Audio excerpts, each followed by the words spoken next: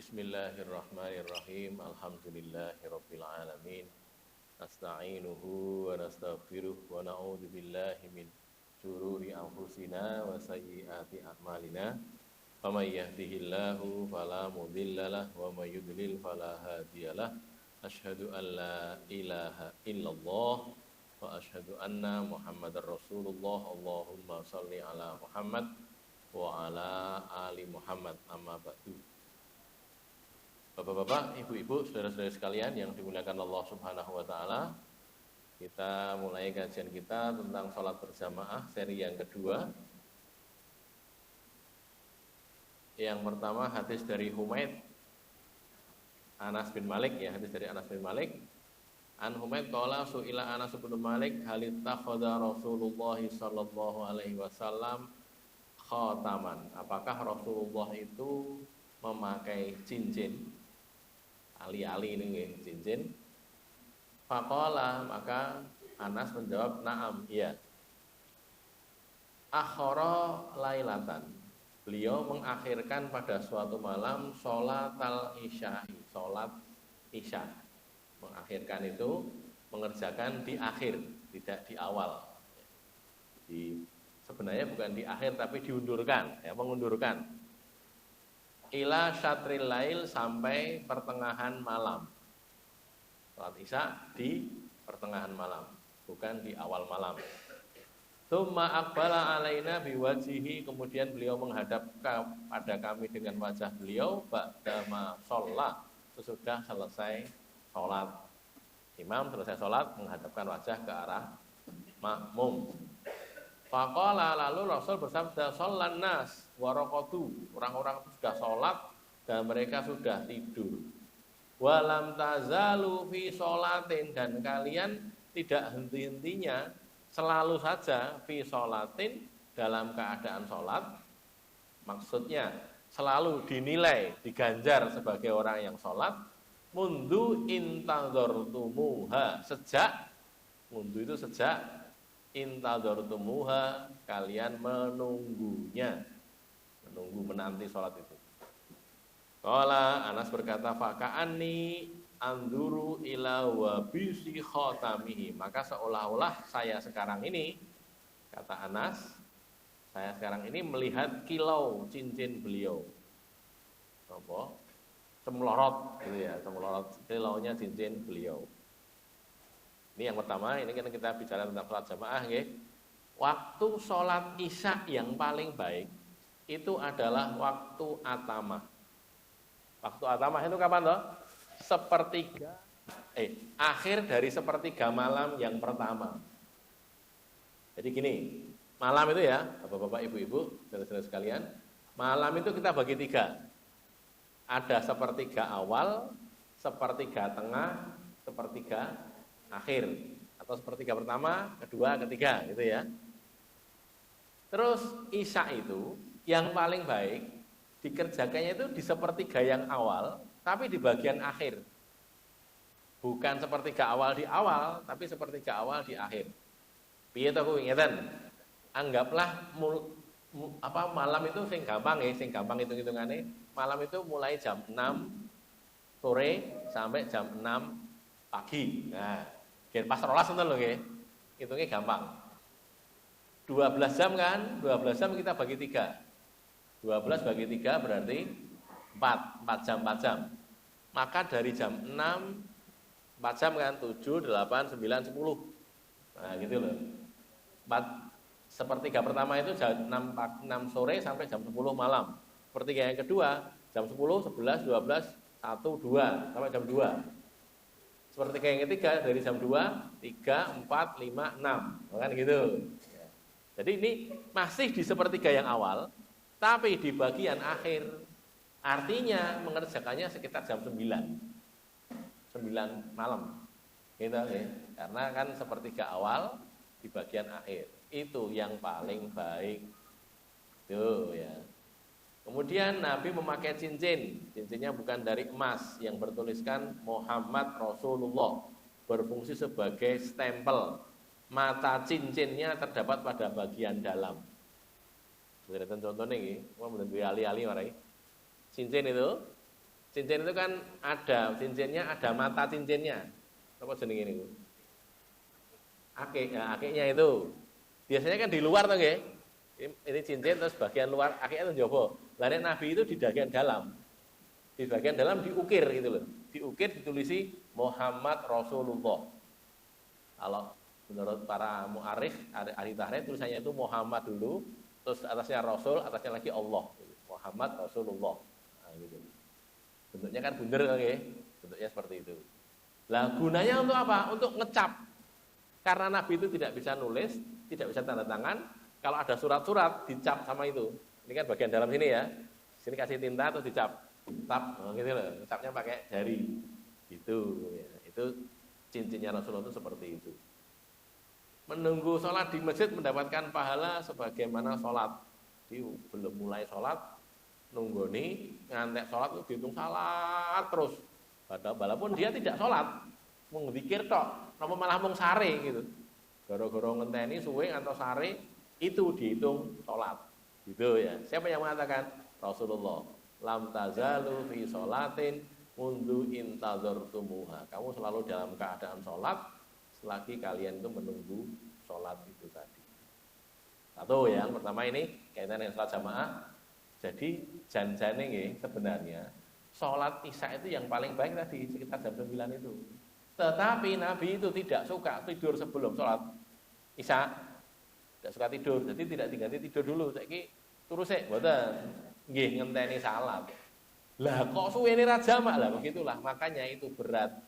Maka Rasul ngendika di hadis yang lain, laula an asyqa ala ummati la amartuhum bil atamati.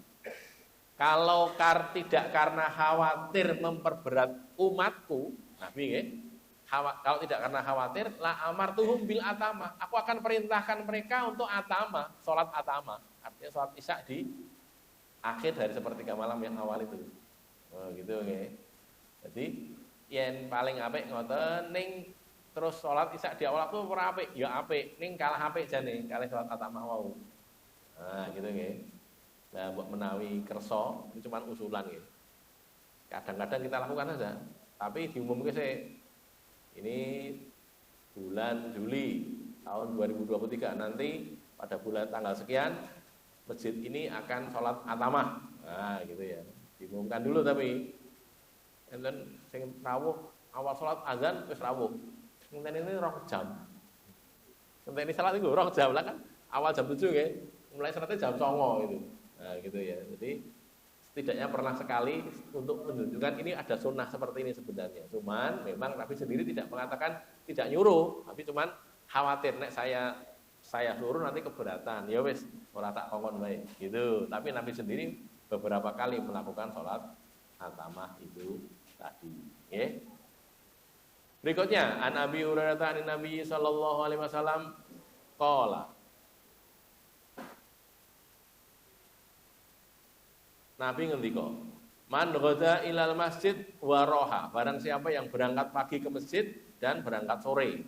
Ghada itu berangkat pagi, roha itu berangkat sore hari. A'adallahu lahu nuzulahu. Allah menyiapkan untuk dia hidangannya, jamuan. Nuzul itu jamuan untuk tamu. Minal jannah, dari surga. Kullama ghada aw roha. Setiap kali dia berangkat pagi dan sore. Jadi sapa sapane wong kang kersa tindak masjid, gelem tindak masjid, itu nanti disiapkan pahala apa namanya? Hidangan. Dicaosi diparingi daharan dening Allah setiap pagi dan setiap sore. Handi kok reneng lah dari jannah kok. Nanti tapi bukan sekarang, gitu ya. Jadi seolah-olah dia mendapatkan hidangan dari Allah tadi. Karena dia kan datangnya ke rumah Allah. Berjamaah ke masjid, ke rumah masjid. Oh, masjid itu kan rumahnya Allah. Lah Allah ditamoni ngasih hidangan. Begitu loh, hidangannya dari jannah. Tapi tidak sekarang. Yang kira-kira saat ini enten ya nggih, datang masjid kabeh ya nggih. Jadi pokoknya saben esuk ora mung dina Ahad tok nggih. Saben esuk enek sarapan. Saben salat zuhur enek makan siang. Saben salat maghrib enek makan malam. Wah, kebak itu masjidnya itu. Susukan itu. Gara-gara mau ikut makan. Itu di dunia. Ya, tapi ini di akhirat. Makanya karena di akhirat ora ketok nggih. Jadi ini doa yang masjid. Pilih neng omah wae. Sebagian ulama memaknai ghoda dengan pergi, sedangkan roha diartikan dengan pulang. Ini bukan berangkat pagi, berangkat sore, tapi berangkat dan pulang. Jadi mangkate untuk ganjaran, mulia untuk ganjaran itu loh. Jadi manhoda au roha. Salat berjamaah di masjid menghasilkan pahala yang berlimpah bagi pengamalnya. Ini amalannya cuma salat berjamaah, tapi pahalanya gede banget. Orang yang sholat berjamaah di masjid adalah tamu Allah, maka kita seharusnya menghormati tamu Allah. Lah wong Allah saja menghormati kok, apalagi kita, kan gitu ya. Allah ditamoni, Allah itu maha pemurah, ditamoni ya dikasih hidangan, diberi hidangan. Tetapi hidangannya tidak nampak di dunia ini, nanti di akhirat.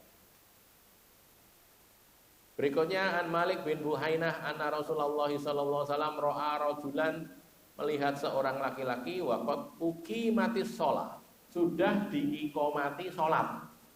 Datang ke masjid, ya. Qomat sudah dikumandangkan, sudah diiqomati. Terus dia itu yusolli rakaataini. Salat 2 rakaat dia, salat qobliyah, padahal wis qomat itu. Falaman sorofa, maka tatkala selesai Rasulullah SAW lasa bihin nas, lasa orang-orang an-nasu, orang-orang itu lasabihi, mengerumuni dia, mengerumuni orang tadi. Wis diqomati kok malah salat mau piye kowe? Nah, di seneni gitu. Wa qala lahu Rasulullah sallallahu alaihi wasallam, dan Rasulullah bersabda kepadanya, as-subuhu arba'an. As-subuhu arba'an. As-subha ya. Subha arba'an. Subuh 4 rakaat. Subuh 4 rakaat. Nah, ini ceritanya salat subuh. Salat subuh wis diqomati tetap salat orang tadi. Maka dikatakan subuh itu memang tentang rakaat apa piye. Nah, itu. Tapi menghadik atau menegur orang tadi dengan kata-kata gitu. Subuh itu tentang rakaat apa, Mas? Nah, itu ya. Ketika iqamah sudah dikumandangkan, maka tiada sholat yang boleh dikerjakan kecuali sholat wajib yang diiqamati itu tadi. Terus gini, Bapak-bapak, Ibu-ibu, rawuh teng masjid. Tekan masjid wis qomat. Niku ojo sholat qobliyah, wis telat. Kek ndang melu salat wajib niku wau. Salate ora mulai. Lah ya nata saf to nggih. Nata saf, siap-siap melu salat ditata karo imame. Ngoten. Tapi kalau datang ke masjid belum qomat, silahkan salat qobliyah, boleh. Atau salat tahiyatul masjid, boleh. Tapi kalau sudah diqomati jangan. La sholata illal maktubah. Idza uqimatis shalah, ada hadisnya ya. Ketika sudah diqomati salat, la sholata, tidak ada salat illal maktubah, kecuali sholat yang diiqomati tadi, sholat wajib yang diiqomati itu tadi. Sudah ya? 1. Terus para sahabat biasa menegur orang yang melakukan kesalahan. Saya maaf kelewatan. Terus gini, ulama kemudian membahas nih. Saiki yen wis qomat, terus iki teko durung qomat. Terus dia sholat lagi untuk sak rakaat terus qomat. Piye kuwi? Kan gitu kan, dibatalnya sholate apa ditutupnya sholate, itu ulama berbeda pendapat. Nah, saya sampaikan ya, karena ini fikih, beda pendapat. Sebagian mengatakan begitu iqomah dikumandangkan, jadi muadzin itu iqomah, Allahu Akbar, iqomah gitu, maka semua sholat yang dilakukan itu batal dengan sendirinya. Orang dibatalkan ya batal, begitu loh. Jadi ini pendapat ya, pendapat ulama, bukan hadis, bukan. Karena tadi berdasarkan hadis, idza uqimatis shalah la sholata illal maktubah. Hadisnya sahih kalau itu. Tidak, ketika diiqomati salat tidak ada salat kecuali salat wajib yang diiqomati itu. Maka ketika dia sedang sak rakaat terus iqomah, batal salatnya. Wis saiki nonton salat wajib. Gitu. Bahkan yang paling ekstrim ini nggih, yang paling ekstrim itu mengatakan imamnya ulama itu mengatakan bahkan walaupun dia itu sudah tahiyat akhir, wis tahiyat akhir karek salam, diqomati batal salat itu. Itu gitu. Ya. Mungkin nggih saudara-saudara kita terutama para muadzin mempertimbangkan hadis ini sehingga nek arep iqomati delok sik, yo tengene jekne salat ora gitu. Iman-iman mudah batal gitu loh ya. Barangkali karena itu nggih, barangkali saya tidak tahu. Bagian muadzin kan gitu, delok isik wis kabeh serapung salate kabeh, nah saiki lagi qomat. Ngoten lho nggih. Jadi tidak sekedar menunggu datangnya imam, Walaupun imam sudah datang nih jeneng sing salat. Nah, dinteni sih. Sak niki biasanya yang ini ku. Apa? Timer niku nggih. Timer sik 10 menit ya salat sik 5 menit sik iso salat sik gitu kan. Karek setengah menit ya aja salat. Nah ini wae, karek setengah menit loh. Kan gitu kan ya. Gitu ya. Jadi prinsipnya seperti itu. Para sahabat biasa menegur orang yang melakukan kesalahan. Ini kan ada orang salah toh. Mungkin karena dia tidak tahu. Sahabat kok orang ngerti, mungkin saja kan. Dia melu ngaji pas rata kok ngaji ini, dia tidak tahu. Oh ternyata nggak boleh, baru tahu. Nabi mengingatkan sahabat yang berbuat salah dengan mengatakan as-subha arba'an. Oh, salat subuh ping papat toh Mas. Ini karena itu salat subuh kejadiannya itu. Pada waktu subuh.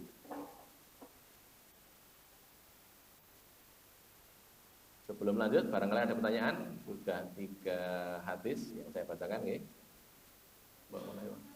Silakan, monggo. Pertama, nggih.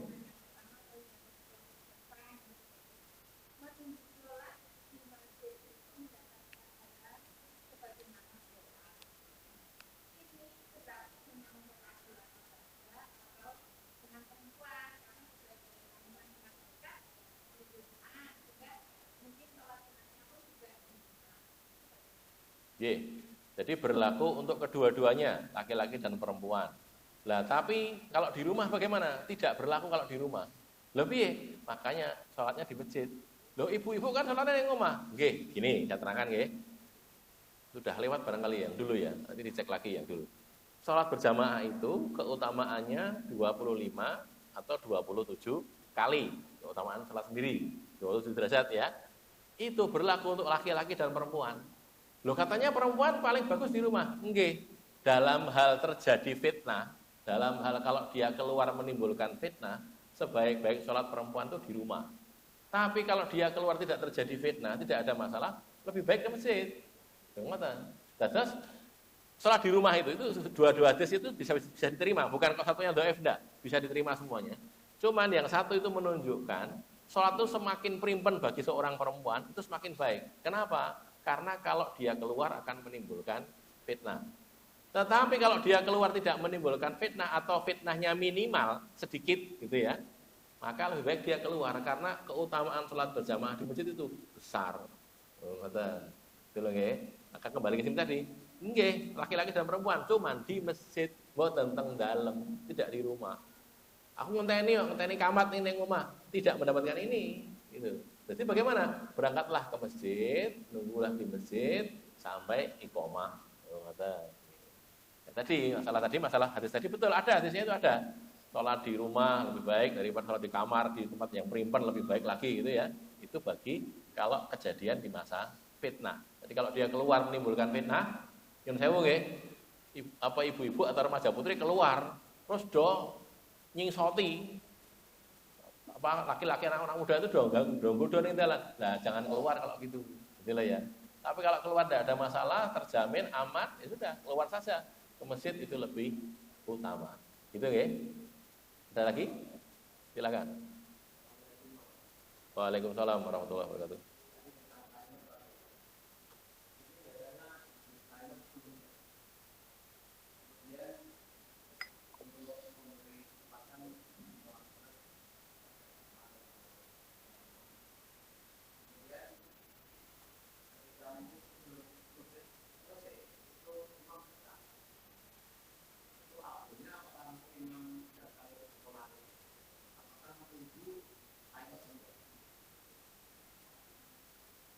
Kalau afdolnya ya begitu imam datang diqomati.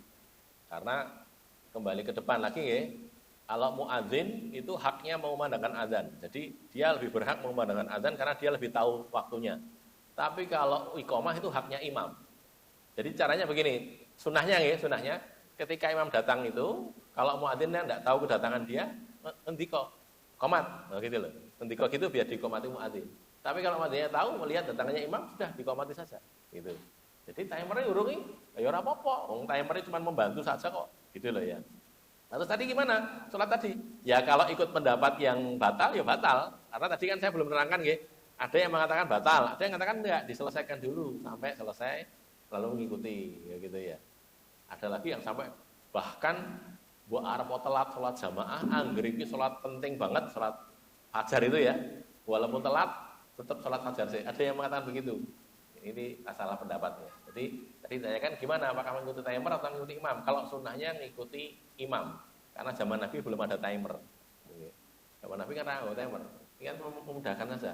Yang paling enak tentunya imamnya ya ndelok 10 menit lah teko kan gitu ya, yang paling enak. Tapi kalau tidak, ya sudah, begitu imam datang diiqomati. Jangan imamnya ngenteni sih. Gitu. Ada lagi?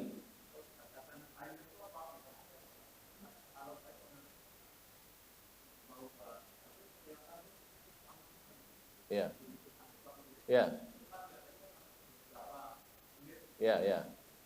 Nah, sana memang di masjid itu memang sholat zuhurnya jam setengah 1. Sholat asarnya itu jam setengah 4 kalau tidak salah. Memang begitu.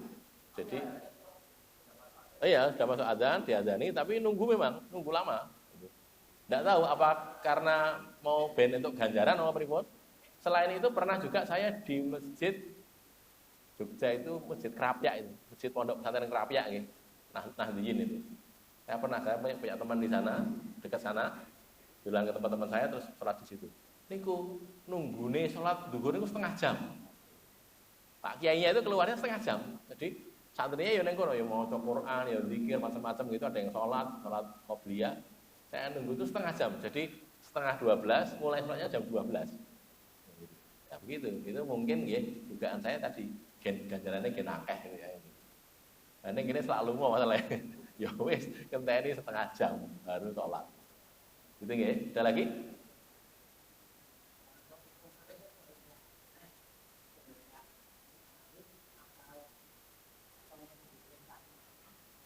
Kalau sunnahnya itu yang memerintahkan imam, jadi bukan muadzine ngomati. Kalau dulu kita waktu kos-kosan di Jogja kan, pokoknya waktu ini komat, sing imam sapa mbuh kan gitu. Itu salah harusnya nunggu imamnya dulu. Karena kita anak-anak muda biasanya imam istirahat teko imam liyane kan gitu. Harusnya tidak gitu, harusnya sunnahnya loh nggih. Satu masjid ada imam rawatibnya 1, 2, 3 misalnya, ini kalau ini tidak berhalangan ganti yang 2, imam cadangan gitulah ya. Udah. Terus imam itu kalau tindakan pergi memberitahu, aku lungo ya, oh silahkan diimami yang lain, gitu loh, beritahu gitu supaya tidak ditradinteni. Yang nyuruh komat itu imam, bukan muadzine karep-karepe dhewe ndak. Nanti jangan-jangan komati terus imamnya reneng. Piye ya kowe surung-surungan, ya jangan. Tidak begitu caranya. Yang nyunah loh nggih. Caranya tidak seperti itu. Ada lagi? Lanjut dulu ya. Baik. Masih. Oh. Ya kalau imamnya sudah setuju ngoten nggih bener apa? Nggih. Jadi kan malah imamnya setuju kan wae ya ora apa-apa, boleh saja. Itu cuma teknis sebenarnya ya. Teknisnya itu haknya pada imam. Nah kalau imamnya sudah ya wis melu kuwi wae ya enggak apa-apa. Berarti kan imamnya sudah seridho, sudah merelakan. Ada lagi? Lanjut dulu ya. An Abi Hurairah an Nabi sallallahu alaihi wasallam qala, Nabi bersabda, man ghada sudah tadi ya? Kelewatan. Oh, ini tadi sudah dibaca. An Malik bin Buhainah anna Rasulullah sallallahu alaihi wasallam ra'a rajulan. Oh, sudah lagi. Oh lah. Mundur dari soalnya pertanyaannya ya. An Aisyah radhiyallahu anha, dari Aisyah, qala dia berkata, nah ini. Lama marido, tatkala sakit. Ketika sakit, siapa yang sakit? Rasulullah sallallahu alaihi wasallam. Ketika Rasul itu gerah, sakit. Maradhul ladzi mata fihi, sakit beliau yang beliau meninggal pada sakit itu. Nabi itu sakit, beberapa kali sakit ya. Sakit yang ini yang mengantarkan pada sayyidone Nabi, meninggalnya Nabi. Fa hadaratis sholatu, maka hadir salat itu. Sudah tiba waktu sholat, sudah manjing. Fa udzina, lalu diazani, dikumandangkan azan. Karena sudah waktunya Bilal mengumandangkan azan. Faqala, lalu Nabi ngendika, muru Abu Bakrin fal yusolli binnas. Kalian suruhlah Abu Bakar, perintahlah Abu Bakar supaya dia ngimami sholat. Fal yusolli binnas, ngimami sholat orang-orang itu. Faqilalahu, lalu dikatakan kepada beliau, disanggah itu loh, perintahnya itu disanggah, diprotes. Inna Abu Bakrin rojulun asifun. Sesungguhnya Abu Bakar itu seorang laki-laki yang cengeng, gampang nangis gitu loh. Titik-titik nangis. Idza qoma fi maqamika, apabila dia berdiri di tempatmu ya Rasulullah, itu lam yastati ayyusolli binnas. Dia tidak mampu mengimami sholat orang-orang itu. Gara-gara nggak mau maca Quran mesti nangis Abu Bakar itu. Terus dadi ra cetha suarane to nggih, nangis, mingsek ra cetha suarane terus dadi angel ngunutuke salat. Nah, gitu. Jadi diusulkan jangan Abu Bakar ya Rasulullah. Wa a'ata, lalu Rasul menyuruh lagi, muru Abu Bakrin, kamu suruh Abu Bakar sana. Kon ngomong salat, aku lagi loro iki gitu. Fa'atu lahu, mereka mau ulang lagi, ampun Abu Bakar ya Rasulullah. Abu Bakar niku tiange ngeten niku, nek salat mesti mungkin nangis mboten saged nutuke salat. Nggih saged ning rekoso gitu loh, gara-gara kan nangis waktu baca Quran. Fa'ata salisah, lalu Rasul mengulangi yang ketiga kalinya. Faqala, lalu Rasul berkata, inna kunna sawahibu Yusuf. Kalian ini kan istri-istri Nabi ya. Nabi sedang dirawat di rumahnya Aisyah, yang merawat istri-istri beliau beberapa orang itu. Terus dilokne inna kunna sawahibu Yusuf. Kalian teman-temannya Yusuf. Nabi Yusuf itu loh. Maksudnya saudara-saudara Nabi Yusuf, saudara-saudaranya yang bikin makar itu. Wongkon kok ramanut. Muru Abu Bakrin fal yusolli binnas. Perintahlah Abu Bakar supaya dia itu mengimami sholat manusia.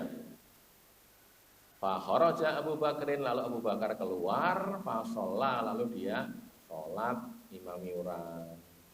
Fa wajadan Nabi sallallahu alaihi wasallam fi nafsihi khiffatan. Lalu Nabi itu mendapati keringanan pada tubuhnya itu, jadi enteng. Tadi kan abot gara-gara gerah ya, sakit, terus ada enteng. Fa kharaja, lalu beliau keluar dari rumah, yuhada baina rajulaini, dipapah di antara dua orang. Jadi keluarnya dengan dipapah. Satu di kanan, satu di kiri. Ya.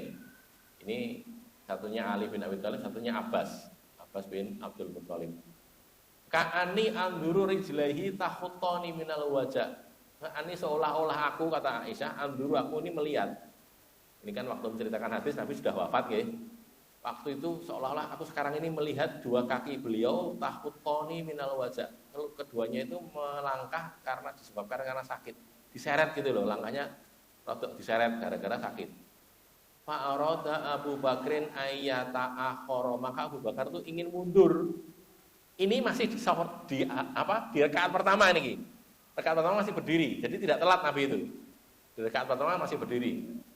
Fa'auma'a, maka Abu Bakar melihat Rasul dibopok, dipapah ya. Metu ngimami ya. Abu Bakar mundur. Nah, gitu loh, biar Nabi yang maju untuk imami. Fa'auma'an ilaihin Nabi, maka berisyarat kepadanya, pada Abu Bakar itu siapa? An-Nabi SAW.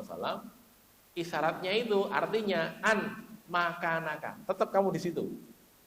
Isyarat ya, bukan omongan ini, isyarat dengan tangan atau dengan gerakan mulut atau dengan gerakan kepala. Artinya tetaplah kamu di situ, Abu Bakar. Aja mundur kowe. Nah, gitu loh.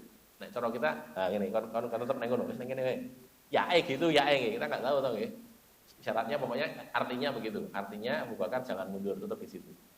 Tsumma utiya bihi, kemudian didatangkan dengan beliau hatta jalasa ila janbihi, sampai Nabi duduk di sampingnya Abu Bakar. Nabi ada di sebelah kirinya Abu Bakar. Abu Bakar berdiri, Nabi lenggah neng samping kirinya Abu Bakar. Qila lil A'mash, dikatakan kepada ditanyakan pada Al-A'mash, rawi hadis ini, salah satu rawinya ya, Sulaiman bin Mihran itu kan Al-A'mash. Wa kana Nabi sallallahu alaihi wasallam yusolli wa Abu Bakar yusolli bi sholatihi. Wa kana, dan adalah Nabi sallallahu alaihi wasallam yusolli dan wa Abu Bakar yusolli bi sholatihi. Nabi itu ngimami salat, Abu Bakar salat dengan salatnya Nabi, makmum pada Nabi. Wan nasu yusholluna bi sholati Abi Bakrin, dan orang-orang itu salat dengan salatnya Abu Bakar. Pripun kok detaile. Jadi nek cara dhewe nggih madhep kulon mriko, madhep kulon. Nabi itu di sebelah kirinya Abu Bakar duduk, lenggah, salat. Terus Abu Bakar makmum kepada Nabi. Nabi yang jadi imam tapi lenggah. Abu Bakar berdiri. Lah orang-orang melihat Abu Bakar gitu loh. Saiki ruku, Allahu Akbar. Soalnya kalau imamnya duduk, rukuknya kan rada angel bedake nggih. kayak raketok gitu loh. Dari belakang raketok. Jadi Abu Bakar jadi makmum sebenarnya. Abu Bakar makmum. Ini kalau di sini misalnya ya, ini Abu Bakar di sini, Nabi di sebelah kirinya sini, menghadap ke arah barat sana. Nabi itu lenggah, duduk. Abu Bakar berdiri begini. Lalu kalau Nabi rukuk, Nabi Bakar rukuk. Nah gitu, rukuk lalu orang-orang mengikuti rukuknya Abu Bakar gitu. Itidal juga gitu. Nabi itidal, Abu Bakar kan melihat sampingnya kan kayak ketok gitu. Abu Bakar itidal lalu sahabat ikuti itidalnya Abu Bakar gitu dan seterusnya. Itu kejadian di hadis ini. Sebelum ada pertanyaan saya terangkan dulu ya. Isinya sekarang. Orang yang sedang sholat boleh melihat keadaan sekitar bila diperlukan untuk itu. Nah ini Abu Bakar sedang ngimami sholat. Terus Nabi keluar, dipapah dua orang, Ali dan Abbas, Ali bin Abi Thalib dan Abbas bin Abdul Muthalib, dipapah kanan kiri gitu, melaku dengan dipapah. Abu Bakar melihat keluarnya Nabi, itu boleh, sampai mengo juga boleh kalau perlu. Gitu. Cuma sekarang saya ceritakan bapak-bapak yang pernah haji atau pernah umroh ke Masjid Nabawi tentu lihat sekarang sudah tidak jadi kamar ya, cuman kamarnya Aisyah itu ada di selatan. Jadi masjid nek teng Madinah niku nek salat kan madhep kidul lagi. Betul nggih? Mekah kan di selatannya Madinah, madhep kidul. Lah, kamarnya Aisyah itu ada di selatan masjid. Jadi kalau orang keluar dari kamarnya Aisyah itu masuk masjid. Keluar dari masjid masuk kamar, pintunya satu. Jadi nek arep mlebu kamare Aisyah niku, nek kon njaba ngoten nggih mlebu masjid sik gitu. Harus masuk masjid dulu karena tidak ada pintu keluar. Maka kalau Nabi sekarang ini sakitnya dirawat di kamarnya Aisyah, artinya dia ada di arah selatan. Madhepe ngidul, ada di arah selatan. Jadi Abu Bakar itu mengo, ndelok Nabi iki dipapah Ali karo Abah. Mungkin mengo ngira, mungkin mengo nengen, enggak tahu kita ya. Yang jelas kan di sebelah kanan atau sebelah kirinya mihrab gitu. Mengo ngelihat. Begitu itu boleh kalau diperlukan. Jadi imam itu boleh melihat. Tidak di tempat sujudnya, di arah yang lain kalau memang diperlukan. Bahkan melihat kemanapun boleh kalau diperlukan. Ini tadi ini kejadiannya di waktu itu dan ini hadisnya. Nah, jadi dari hadis ini, orang yang sedang sholat itu boleh melihat keadaan sekitar bila diperlukan imam maupun makmum. Makmum sekarang, makmum yang buri. Terus bengi-bengi buri kena kotak-kotak rusak gitu. Mengo boleh gitu. Apa tapi mau gitu loh, jangan-jangan maling gitu loh. Boleh, orang kok aku sholat udah madhep ngulon sembuh kaya apa jangan, dilihat kena apa toh. Dilihat. Kalau perlu dibantu gitu loh. Kena apa jangan-jangan kaya ambu angkat-angkat kayak kok bohongan kayak gitu kan ya. Mengo boleh gitu loh. Tidak apa-apa. Dan bahkan sampai dia kemudian keluar dari sholat pun, metu dari sholat dalam jamaah, menyelesaikan urusan itu asal tidak ngomong loh ya. Itu tidak batal sholatnya. Tutuknya oleh gitu. Jadi misalnya delalah neng buri ki enek kobongan niku laki sithik kobongan itu. Dia ambil air dulu, diguyur air sudah rampung, tutupnya sholat lagi. Bisa. Tidak hilang yang sudah dia kerjakan itu tidak hilang. Asal orang ngomong. Nek ngomong kobongan, nah jadi batal gitu. Karena ngomong soalnya. Ini dia ngambil air, ambil selang, semprot, wis rampung, balik sholat lagi, dia tidak batal sholatnya. Gitu loh. Itu nanti fikih yang lain. Komunikasi antara orang yang sholat dan orang yang tidak sedang sholat bisa dilakukan dengan isyarat. Nah, ini ya contohnya tadi. Nabi belum sholat ini, baru jalan. Abu Bakar yang mundur, dia ngomong mundur. Tapi tidak ngomong, pakai isyarat. Boleh. Atau yang tidak sedang sholat itu pakai suara, terus yang sedang sholat pakai isyarat, ya boleh. Asal tidak bersuara. Contoh yang jelas, tidak tahu saya tuliskan hadisnya apa enggak, di seri berapa ini kan ada beberapa seri, kalau ada lebih dari 7 seri. Itu yang terjadi itu adalah Aisyah sedang sholat gerhana. Aisyah sholat gerhana, lalu ada Asma. Asma itu kakaknya, Asma binti Abu Bakar. Aisyah juga binti Abu Bakar kan. Tanya, loh, ini kok sholat itu apa ini? Tidak waktu sholat kan ya? Tidak waktu sholat zuhur, tidak waktu sholat asar. Ini kok sholat Pak? Siang hari. Terus Aisyah sambil rukuk gini, gambaran saya ya, cuman hadisnya tidak ada gambarnya, cuman sedang rukuk gini, Aisyah ditanyai gitu, terus nunjuk ke atas gini. Nunjuk ke atas. Pakai tangan kiri atau pakai tangan kanan gitu. Delok. Terus Asma lihat ke atas. Oh, gerhana ternyata. Oh, gitu loh. Gitu itu boleh. Jadi tidak batal. Yang aneh yang delok, wah, gerhana toh. Oh, berarti salat gerhana. Nah, itu terus melu salat gitu. Gitu itu boleh. Jadi isyarat kepada orang yang datang itu boleh. Misalnya sekarang ya, jenengan lagi salat. Terus enek putrane napa garwane napa adine napa santen takon, kuncinya nanti ya, kunci motor mana nanti ya? Kita tahu meja sana. Kita nunjuk boleh gitu loh. Nunjuk tok lho nggih, ora ning kono kae lho, batal nek ning kono. Tapi kalau nunjuk tok boleh. Termasuk orang ada tamu rodok pintu, kayak adoh tamu saka Papua. Adoh men to ya. Ke Papua teko, kita agak sholat. Kita keraskan suara, Allahu Akbar, keraskan suaranya. Allahu Akbar, tetap dodok ra krungu ya. Kita bukakan pintu, asal kita tidak omongan loh ya. Untuk kita sholat lagi boleh. Ya, gitu lagi. Yo kok ngono? Iya, boleh. Karena pakai hadis itu tadi. Lah ngadep kiblatnya piye? Ya jadi tidak menghadap kiblat jadinya. Enggak apa-apa karena kondisi darurat. Sekali lagi kalau darurat, ini nek gur kanca dolan golek ya gen ngono lah. Sosok ya iso kan gitu kan. Ini ada masalah kok Papua loh. Terus janjian arep rono dalah pas rono pas salat. Lagi masuk arep mulih balik ning Papua nek ya dibuka ke lawang. Terus kita balik sholat lagi. Loh kok meneng wae? Oh, mungkin orangnya cerita lagi sholat ki. Tutupnya sholatnya. Gitu loh nggih. Boleh. Bolehnya imam sholat duduk sedang makmum sholat dengan berdiri. Lah ini nanti jadi banyak pendapat kalangan ulama. Setidaknya ada 3 pendapat dari hadis ini ya. Ini kalau imamnya berdiri, imamnya duduk, makmumnya berdiri. Yang mengatakan yang pertama pendapatnya boleh, tidak ada masalah. Pokoknya imam duduk, makmumnya berdiri boleh. Yang kedua pendapatnya itu karena ada hadis ju'ilal imam liyu'tamma bihi idza yusolli qa'iman fasallu qiyaman kan gitu kan ya. Kalau dia salat berdiri, salat dengan berdiri. Wa idza yusolli imam jalisan fasallu julusan. Hadisnya bilang begitu. Maka salatlah kalian dalam keadaan duduk.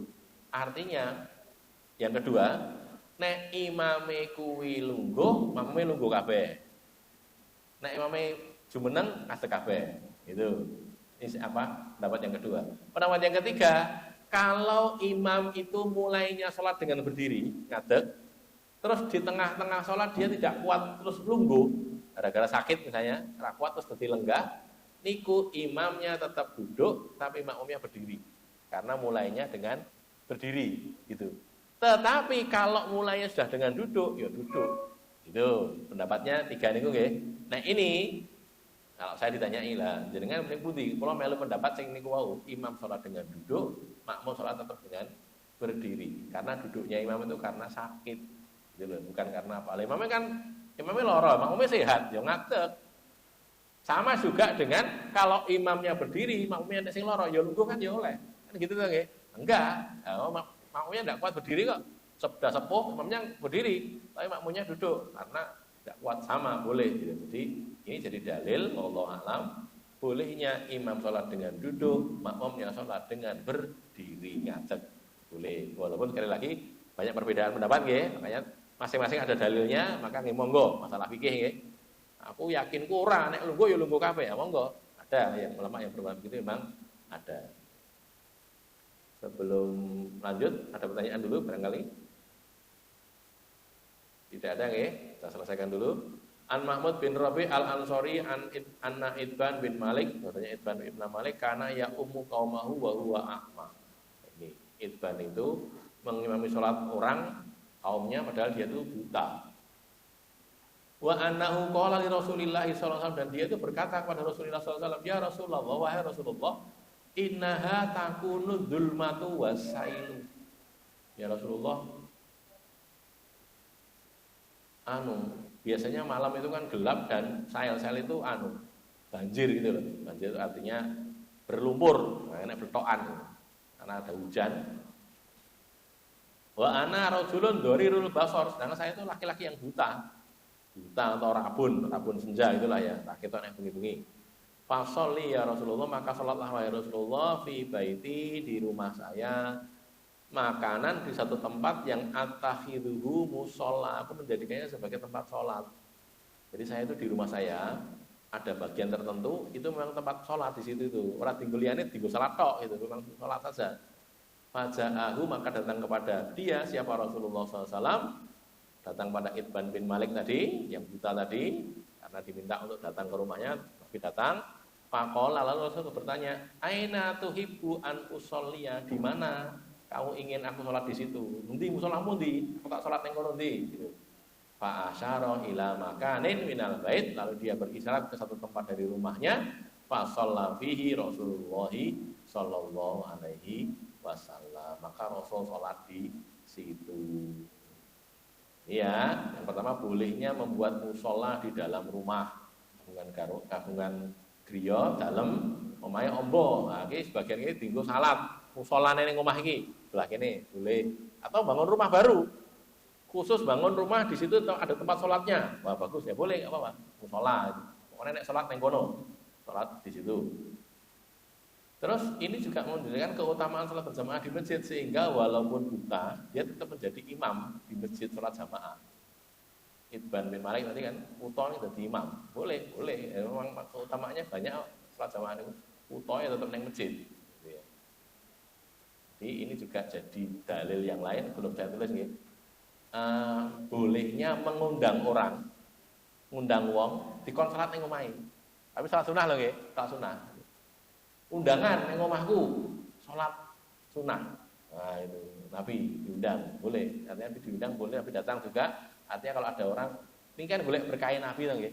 Boleh berkain Nabi. Nabi tahu sholat yang kene, gitu. Kalau diaturi, disiapkan tempat. Terus ini sholatnya, yang mereka Rasulullah, sholat sunat di situ. Bukan sholat wajib ini, sholat sunat. Sholat sunat apa? Ayo, apa saja. Apa duha atau sholat sunat mutlak, pokoknya sholat sunat gitu, rakaat gitu, boleh. Nah, gitu ya. Tapi yang pokok di sini adalah bolehnya membuat mushola di dalam rumah. Terus nek enek mushola ngono kuwi luwih becik ning masjid apa ning omah? Ya tetep ning masjid nek salat fardu, salat wajib. Nek salat sunat sing paling apik ning omah.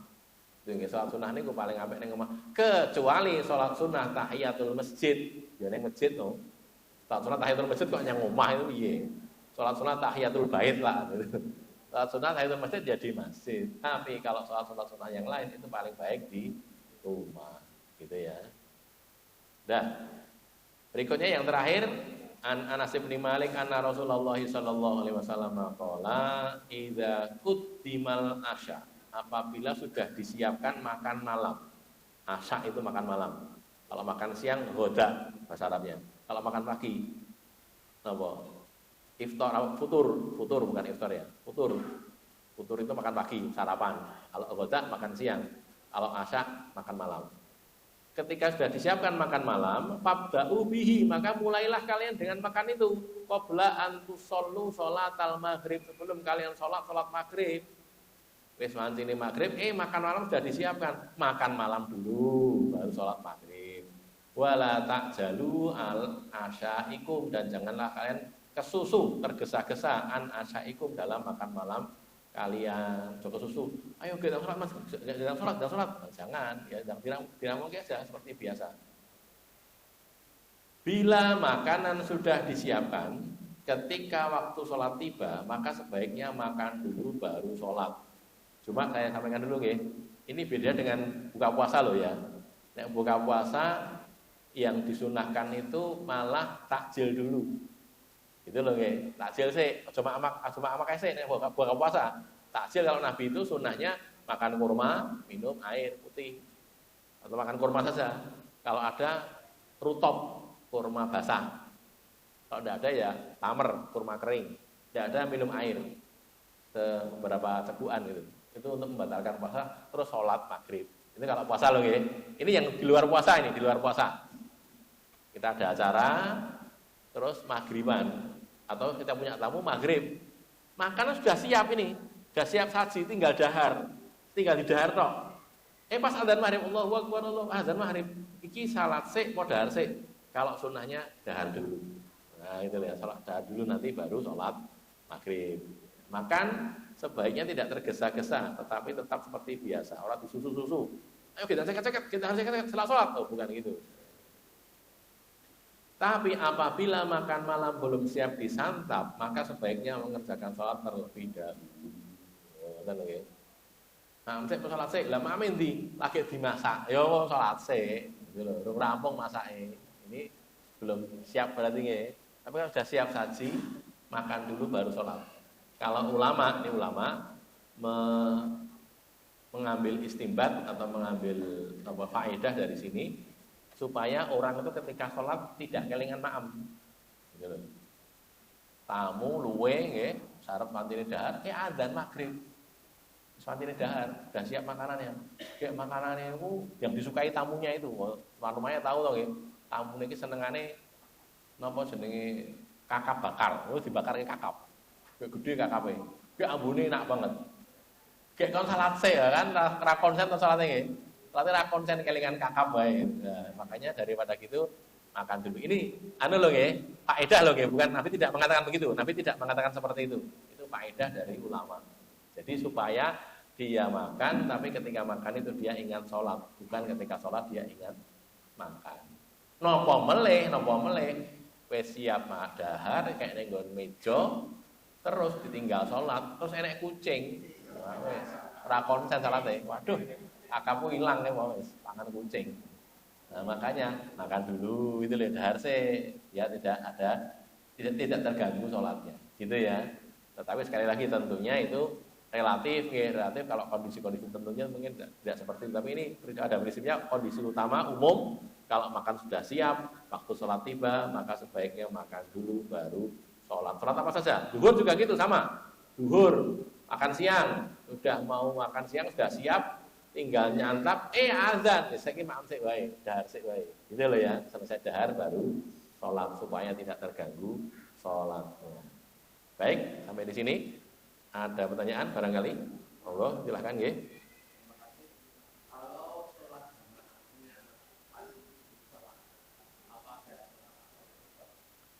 Tahiyatul mushola, wallahu alam nggih. Saya kok tidak mendapati nggih, tidak mendapati.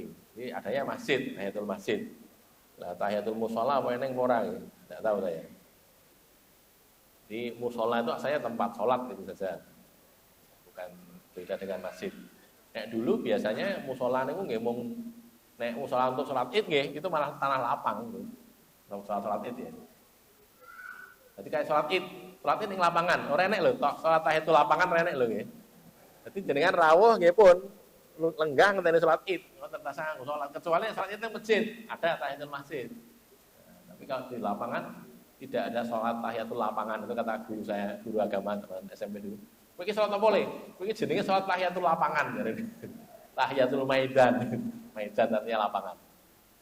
Ada lagi? Nggih.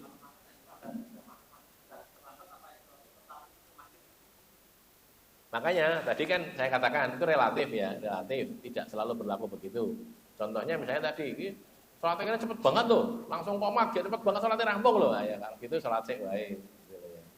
Tapi kalau bisa, kalau memang longgar tempatnya waktunya longgar ya sholat makan dulu saja. Apalagi kalau tadi tamu kan gampangannya musafir ya, musafir kan tidak segera sholat tidak apa-apa. Iki dahar sik ya, nek tak sholat sik, sholat ini arep ndang komat iki. Aku ndak kesuwen. Nah, gitu boleh. Kalau silakan dahar dulu karena tamu kan musafir. Ada lagi?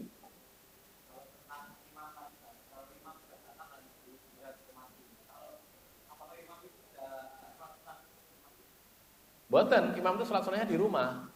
Nggih, imam itu sholat-sholatnya di rumah. Makanya sholat qobliyah itu di rumah kudune. Teng masjid napa? Sholat tahiyatul masjid, gitu loh. Jadi jenengan rawuh sayene nggih, yang bener itu jangan mau sholat maghrib atau sholat isya. Sholat tahiyatul masjid, sholat qobliyahnya di rumah. Sholat ba'diyah juga di rumah karena sholat sunnah gitu. Jadi teng masjid tekan kono durung qomat ya saiki sholat apa mau tahiyatul masjid ini. Gitu loh, bukan qobliyah, tapi sholat tahiyatul masjid. Jadi sudah sholat dulu di rumah, tekan masjid durung qomat ya sholat apa tahiyatul masjid. Disebut qobliyah sebenarnya bisa, tapi bukan qobliyah yang tadi, yang sholat rawatib itu sholat sunnah rawatib bukan itu. Gitu ya. Imam juga gitu, ya sama. sholat sik ning omah tekan kono langsung qomat terus ngimami. Ada lagi? Cukup nggih? Sik.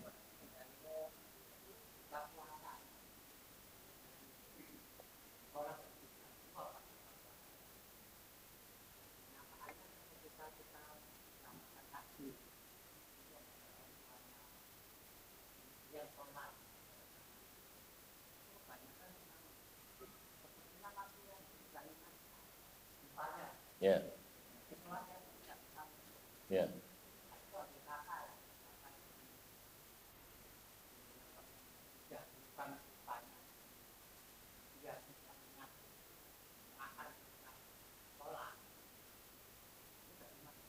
Ya masalahnya kalau sholat kalau khusus takjil itu kan ada hadis yang lain masalahnya gitu.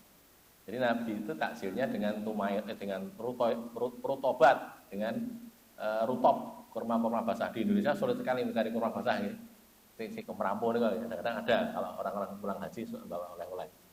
Tapi kalau tidak ada ya tumairot, kurma-kurma kering. Jadi kurma-kurma yang biasa di Indonesia ada itu itu namanya tamer, tumairot. Tidak ada hasawatin mimain. Ambil air, diunjuk beberapa teguhan, terus koma yusolli, sholat. Masalahnya ada di situ, gitu loh. Sehingga, wallahu alam, saya termasuk yang berpendapat, api ini takjil sih. Takjil itu kayak sholat, kayak dahar, gitu loh. Mau dahar sih ya boleh. Orang itu bukan wajib, bukan haram, oke. Dahar dirampungke sih ya boleh, nggak apa-apa.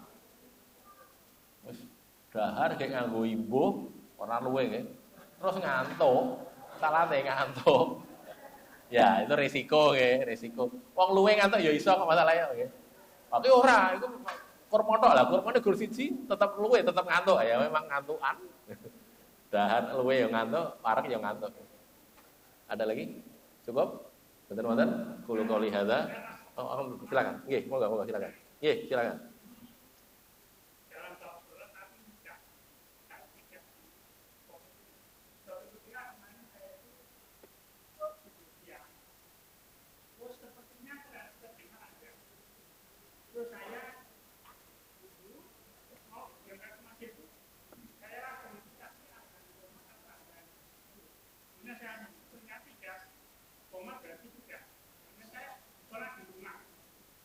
Kemudian setelah satu jam itu saya terdengar ada asar. Dan tetapi saya tadi hanya ngomong ini, terus saya kalau saya sholat lagi itu gimana? Oh, jadi belum mancing sebenarnya. Yeah. Ya benar, sholat lagi karena tadi kan sholatnya tidak sah karena belum mancing. Ya karena dosa apa ora? Itu dosa orang ngerti kok. Kan tidak tahu. Tidak tahu karena mendengar adzan asar, koyo-koyo, krungu-krungon nggih. Terus dia sholat sendiri sudah salat asar selesai. Habis itu lagi adzan asar. Oh, berarti mau durung asar. Gitu. Berarti sekarang sholat asar, bener. Nggih. Lain kali lagi kita cek jam. Gitu. Nanti cek jam, mungkin krungu-krungon kono krungu adzan asar aku koyone krungu adzan asar adalah krungune teng ngimpi ya gitu. Ngimpi krungu adzan asar dedelok agak jam loro ya suruh ngasar berarti kan kata yang ke depan begitu. Oke, silakan. Masih ada lagi? Cukup? Ya. Tetap di masjid karena musola itu tidak untuk sholat jamaah, untuk sholat apa namanya fardu wajib. Jadi statusnya untuk sholat sunnah. Begitu. Kalau di sebagian tempat kayak di sini di Kauman gitu nek Suruh nih, Kauman ada, Kota Gede juga ada. Dulu itu biasanya ada masjid, yang namanya masjid itu tinggal Jumatan. Terus ada musola cilik-cilik itu dengan sholat 5 waktu gitu kan ya, langgar istilahnya itu. Sholat waktu ini rangkul Jumatan, bagian gitu. Nah, ini statusnya sebenarnya dalam Nabi dulu tidak dikenal gitu, adanya cuma masjid atau musola. Musola itu untuk sholat sunat, masjid itu sholat wajib. Jadi yang rawatibnya juga di sholat duhur, asar, maghrib, isya itu juga di masjid subuh, duhur, asar, maghrib, isya di masjid. Ada lagi? Sekarang qul qouli hadza astaghfirullah li wa lakum alhamdulillah.